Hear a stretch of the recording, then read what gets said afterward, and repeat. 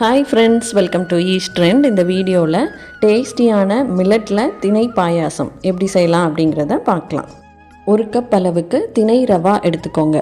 Super மார்க்கெட்டில் திணை ரவா கிடைக்கும். அப்படி இல்லாத பட்சத்தில் திணை வாங்கிட்டு நல்லா கழுவி காய வச்சுட்டு அதை ரவா பதத்துக்கு பவுட்ரு பண்ணி எடுத்து வச்சுக்கோங்க. அப்படி பவுடர் பண்ணினது தான் இந்த ரவா.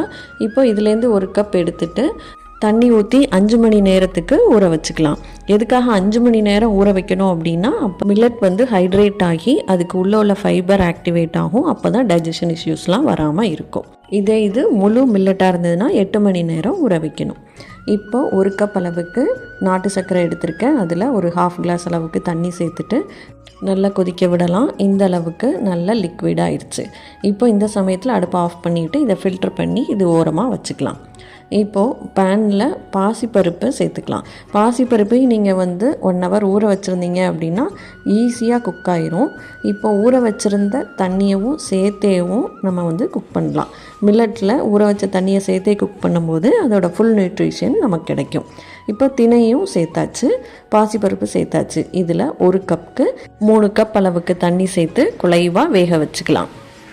இதை நீங்கள் குக்கர்லேயும் மூடி போட்டு ஒரு 3 விசிலுக்கு குழைவாக வேக வச்சு எடுத்துக்கோங்க. இந்த அளவுக்கு குழைவாக வெந்ததுக்கப்புறமா நம்ம செஞ்சு வச்சுருந்த சிரப்பை சேர்த்துக்கலாம்.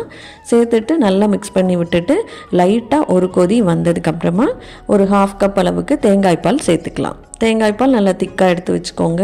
தேங்காய் பால் சேர்த்த உடனேவும் அடுப்பை ஆஃப் பண்ணிக்கலாம். இப்போது நெய்யில் முந்திரி பருப்பும் சின்னதாக கட் பண்ணின தேங்காய் பீஸையும் சேர்த்துட்டு வறுத்துட்டு சேர்த்திங்க அப்படின்னா ரொம்ப டேஸ்டியான அதே சமயம் ஹெல்த்தியான பாயாசம் ரெடி.